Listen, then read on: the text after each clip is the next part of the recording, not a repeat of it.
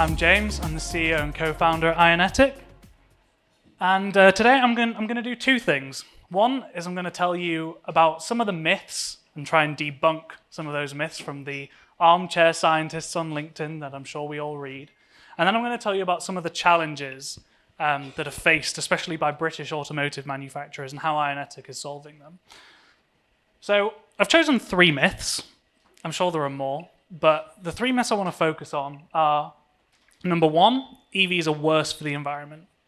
Number two, on a life cycle assessment basis, EVs are worse than combustion cars. And number three, it's somehow impossible to charge an EV. And I'm going to try and give you some objective data on why these things are wrong. Number one, they're worse for the environment. Well, it's just untrue, essentially, is the bottom line. So I did the maths on this. This is data you can go and obtain and do the calculation. But on the left, we've got a Golf 8, a brand new VW Golf. It produces about 110 grams of CO2 per kilometer driven. In Estonia, which is the most polluting grid in Europe, driving a Tesla Model 3 is fractionally worse per kilometer. In the USA, and on a global average, if you were to drive a Tesla Model 3 around, it would be half as polluting as a Golf 8. In the UK, it's 4 times less polluting to drive a Model 3 than it is to drive a Golf 8. It's just untrue that they're worse. And obviously now you're thinking, well, by the life cycle assessment, even more damning. This is a scientific paper from TU Munich and Chalmers University. They assessed that EVs reduce life cycle assessment emissions by 89%. Bloomberg, who's this graph in the middle, depending on where you drive it, between 40 and 90% reduction in life cycle emissions. The IEA, the International Energy Agency, they say it's about 50% better. So everyone, across the board, multiple sources, we're all agreed EVs are better. You can take that to LinkedIn and comment on all those posts. 3, it's impossible to charge them. Here's where it gets a little bit less statistical. But this sort of goes into 3 categories. 1, there aren't enough chargers. 2, the chargers that there are, they're always broken. And 3, the chargers that are always broken all have different connectors. There aren't enough chargers. This is probably true. We probably do need more, but we also have to think about, we're going to change our relationship with our vehicles drastically. Everyone thinks about charging or filling up, going to a forecourt. You're going to do 90% of your charging, 99% of your charging at home, where normally everyone's plugs work. Which comes on to the next point. Chargers are always broken. Chargers are broken 5% of the time. That's not great, but it's probably, less than the Daily Mail would have you believe.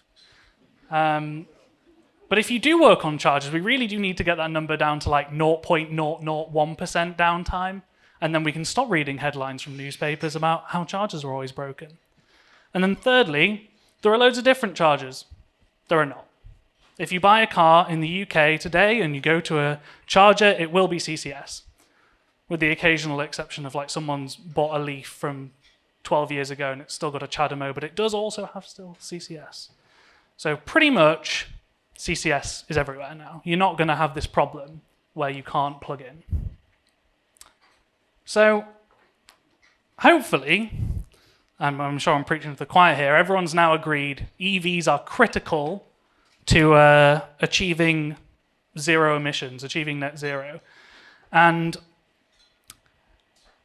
I'm sure everyone's also aware that there's a 2030 deadline for the ban of combustion vehicles, and that's just under 7 years now, 7 years away. And if you're a car company who's not started making an EV, and anyone in here knows anything about automotive development timelines, that is exceptionally scary.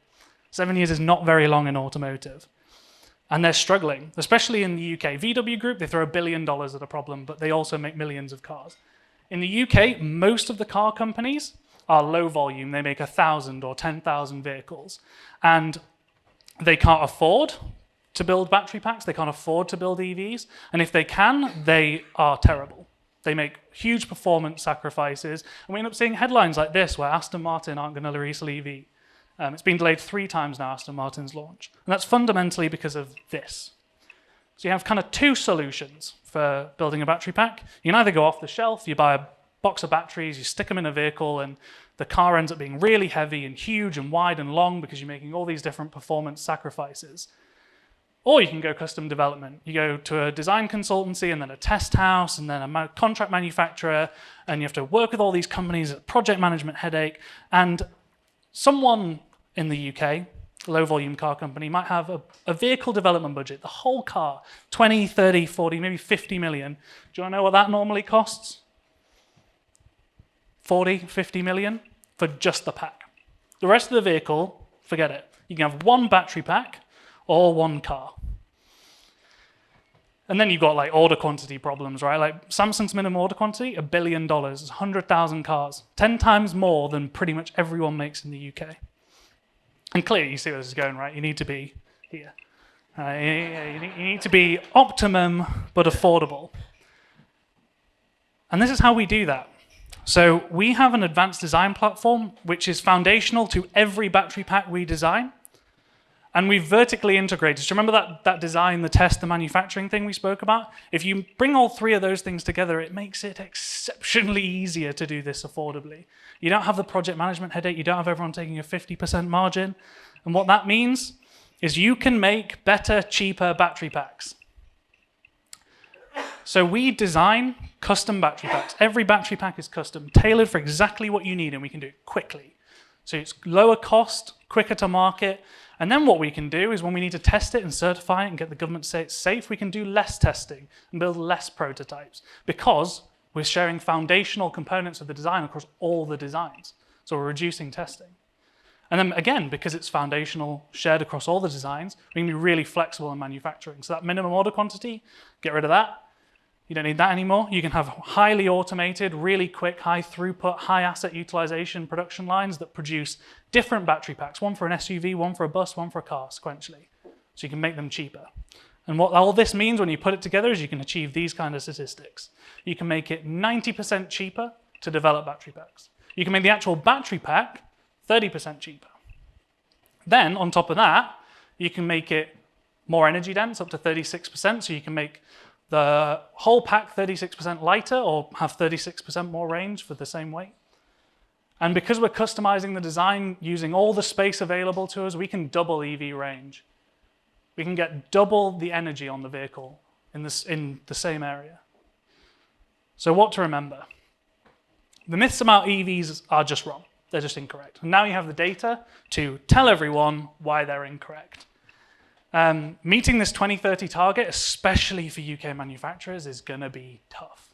It requires innovation, it requires capital, it requires lots of engineering, and it requires it quickly. And if you're passionate about EVs, like me, or batteries, and want to come discuss with me, or you feel I didn't name your worst myth, come and talk to me, and I'll try and debunk that one too. Thank you.